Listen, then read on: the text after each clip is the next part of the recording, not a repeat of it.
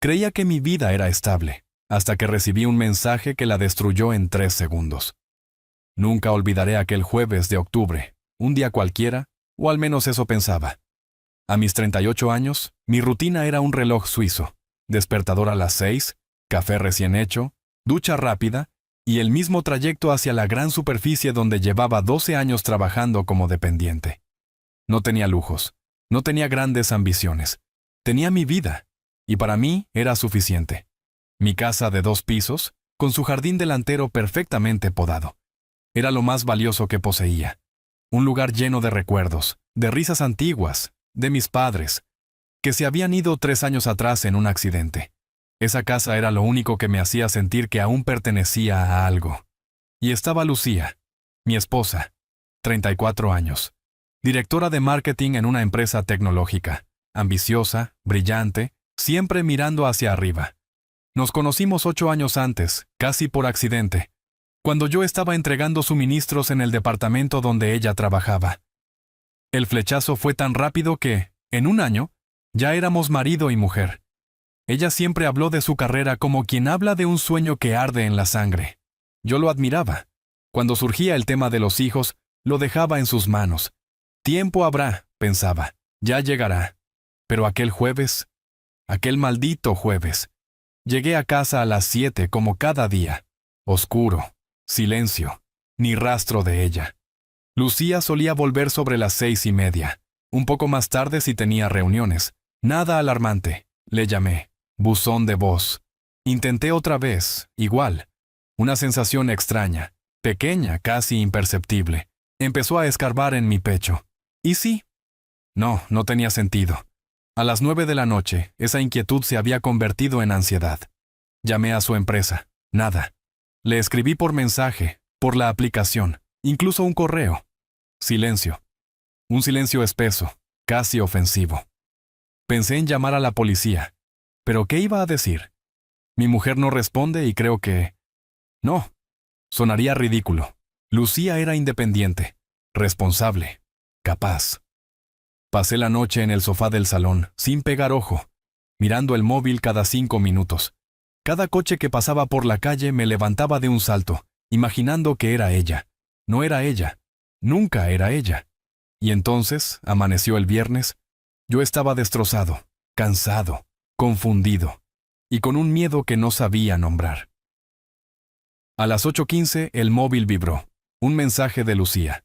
Lo abrí con las manos temblando, deseando leer algo que me tranquilizara, algo que explicara ese infierno. Pero no. Lo que leí me borró la respiración. No voy a volver. Quiero el divorcio. No he sido feliz durante mucho tiempo.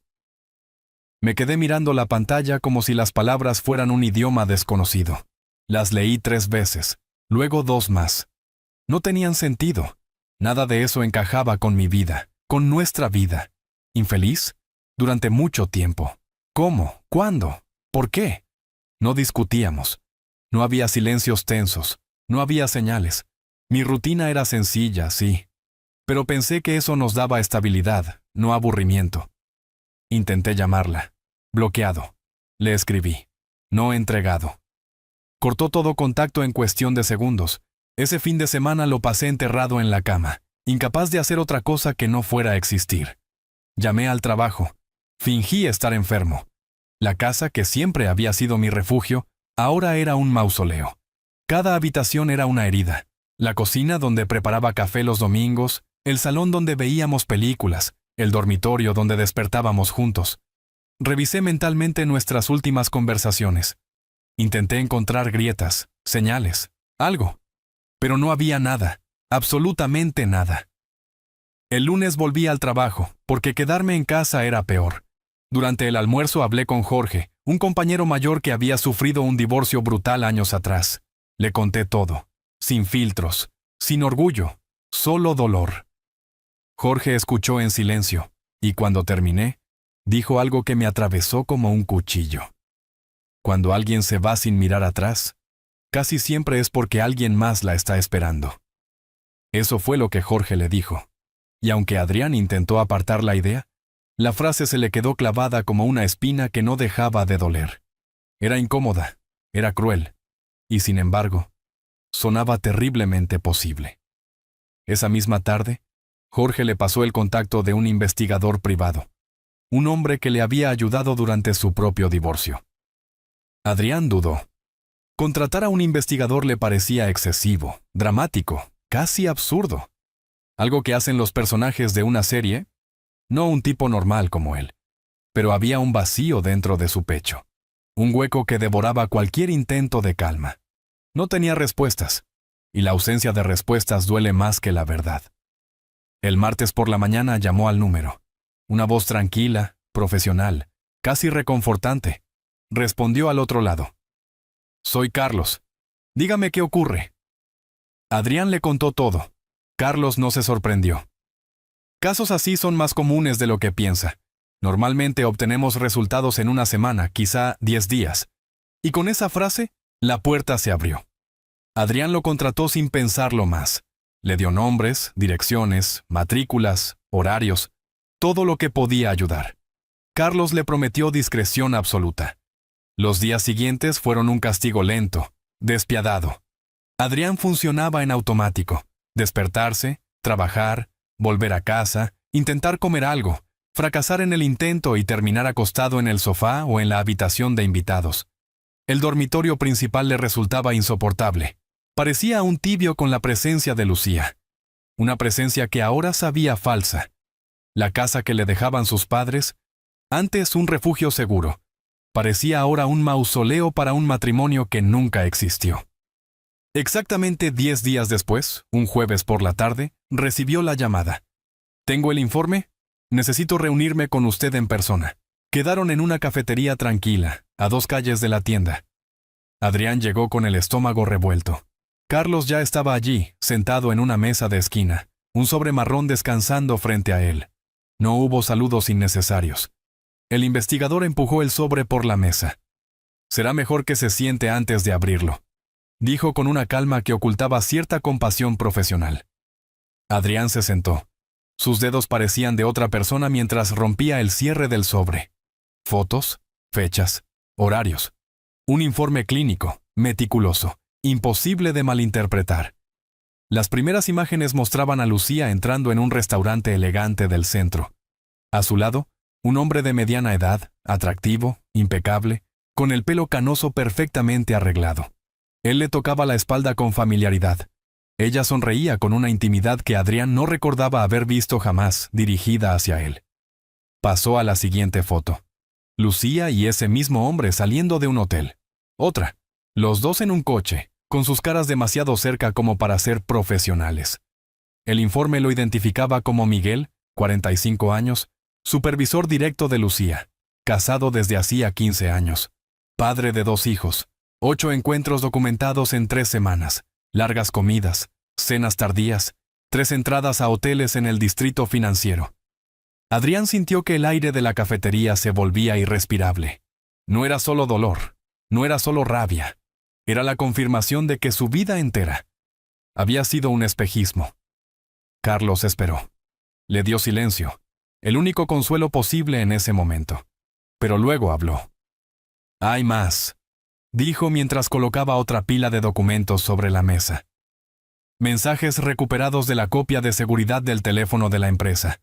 Tienen servidores que guardan registros. Tengo un contacto allí». Adrián abrió las páginas.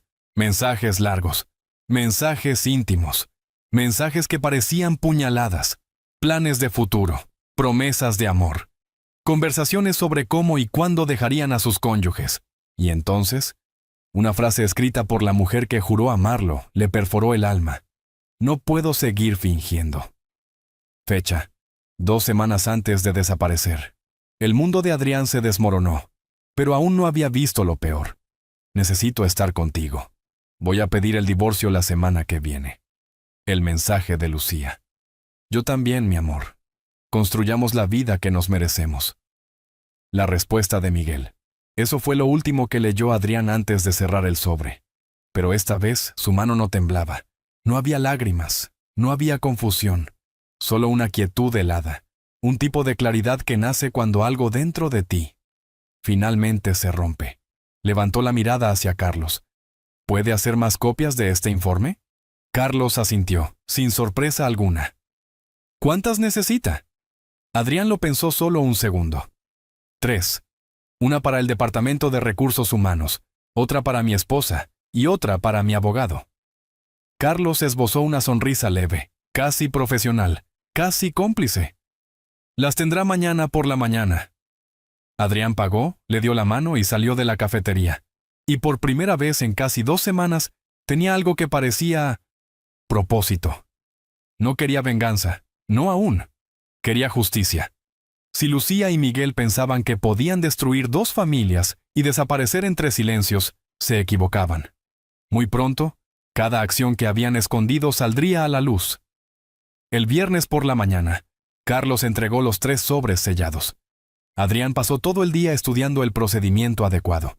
Encontró el correo de recursos humanos de la empresa de Lucía. Redactó un mensaje formal, directo, quirúrgico. Adjuntó las fotos, los horarios, los mensajes recuperados. Asunto: queja formal. Violación del código de conducta y conflicto de intereses. A las 15:00 hizo clic en enviar. Fue un gesto silencioso, pero el mundo de Lucía empezó a temblar desde ese instante. El segundo sobre era más delicado, más humano, más devastador. Buscó a Claudia en redes sociales. La encontró rápido. Una madre sonriente, fotos familiares, cumpleaños, partidos de fútbol infantil. La vida que Miguel decía querer destruir por amor verdadero. Adrián sintió culpa. Un instante, un suspiro, y después desapareció. Claudia merecía la verdad, igual que él. Preparó un envío urgente. El paquete debía llegar el sábado por la mañana, cuando Miguel probablemente estaría en casa. El tercer sobre fue para el abogado especialista en divorcios recomendado por Jorge. Cita: lunes a primera hora. Y según la llamada previa, Adrián tenía una ventaja enorme. La casa era suya. Era una herencia previa al matrimonio. Lucía no tenía derecho ni a un ladrillo. El domingo, Adrián hizo algo simbólico, algo necesario. Limpió la casa de arriba abajo. Quitó todas las fotos de Lucía. Empaquetó su ropa, sus objetos, sus perfumes, todo. Las cajas quedaron en el garaje. No era odio, era liberación. Cada objeto que tocaba pesaba menos que el anterior. Y esa noche, por primera vez desde el desastre, durmió en el dormitorio principal. La cama le pareció inmensa, pero no vacía, libre. El lunes por la mañana, el mundo que Lucía y Miguel habían construido en secreto comenzó a desmoronarse con ruido. A las 9:00, Lucía fue llamada a una reunión con recursos humanos. A las 10:00, Miguel recibió la misma notificación. Ambos fueron suspendidos mientras se llevaba a cabo una auditoría interna. Relaciones entre supervisores y subordinados directos eran una bomba legal. Acoso, favoritismo, negligencia ética. La empresa no iba a arriesgarse. Mientras tanto, en la casa de los Castellano, el sábado había sido un infierno.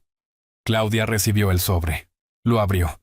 Y según supo Adrián después por conocidos comunes, la confrontación fue inmediata. Gritos, golpes de puertas, niños llorando en el piso de arriba. Miguel intentando justificar lo injustificable. Claudia recordándole cada sacrificio, cada renuncia, cada año invertido en una familia que él acababa de dinamitar por una aventura. Lo echó de casa ese mismo día. Y el lunes ya tenía un abogado. La investigación interna duró 4 días. El viernes, la empresa tomó su decisión final. Lucía, despedida. Miguel, despedido. Motivo oficial: violación de la ética corporativa, conflicto de intereses y conducta incompatible con los valores de la empresa. 2 carreras destruidas, 2 máscaras arrancadas. Y Adrián empezaba por fin a recuperar su vida. Lucía no solo perdió su trabajo, perdió cualquier posibilidad de una recomendación, de una indemnización, de reconstruir su carrera. Ese viernes por la noche, intentó llamar a Adrián. Llamó una vez, luego otra. Después envió mensajes largos, desesperados, escritos entre lágrimas. Adrián no contestó. Bloqueó su número sin dudar. A partir de ese momento, decidió, todo pasaría por abogados. Nada más. El sábado por la mañana, Lucía apareció en la casa. Golpeó la puerta. Llamó su nombre. Adrián no abrió. Solo se acercó a la ventana del garaje, señaló las cajas con sus cosas y volvió a entrar sin dirigirle una palabra. Lucía se quedó allí, en silencio, entendiendo por primera vez que su vida no solo estaba cayéndose, estaba ya en ruinas. Pero lo peor aún no había llegado. El lunes, fue a encontrarse con Miguel. Una cafetería discreta, lejos de miradas. Lucía llegó con ojeras, la ropa arrugada, los ojos hinchados. Buscaba apoyo.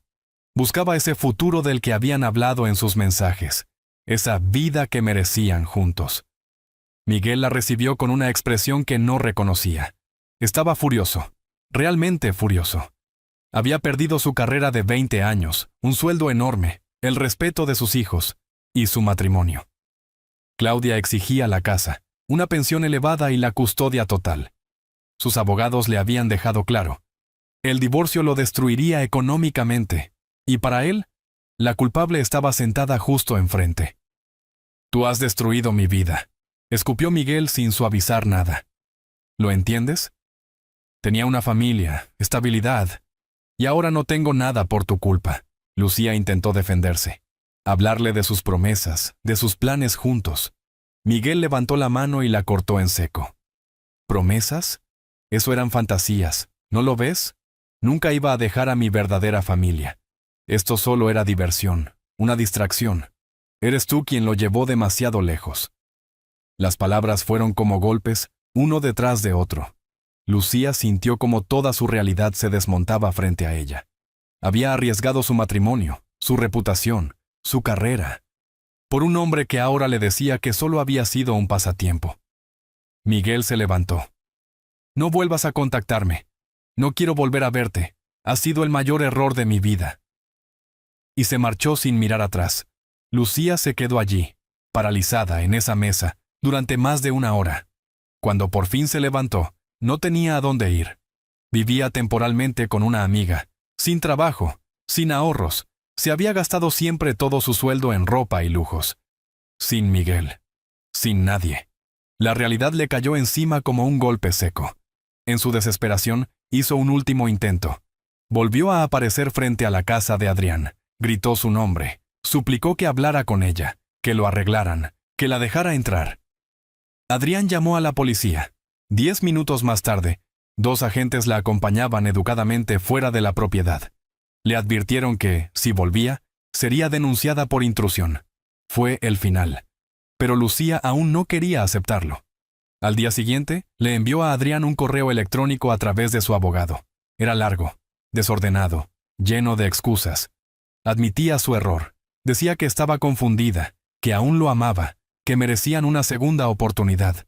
Adrián lo leyó una sola vez y le pidió a su abogado que respondiera con 3 palabras: oferta rechazada, continuar. El proceso de divorcio fue rápido. Con todas las pruebas de adulterio y la casa siendo una herencia prematrimonial, la balanza estaba completamente del lado de Adrián. Lucía intentó reclamar una compensación económica, argumentando que había contribuido al mantenimiento del hogar. El juez fue tajante. Sus aportaciones eran insignificantes comparadas con el valor de la propiedad heredada. Y el adulterio probado no dejaba margen para disputas. 3 meses después, el divorcio era oficial. Lucía solo recibió sus pertenencias personales y una pequeña porción equivalente a la mitad de una cuenta conjunta. Eso fue todo lo que quedó de un matrimonio de 8 años. Lucía no recibió nada más que la firma final del juez.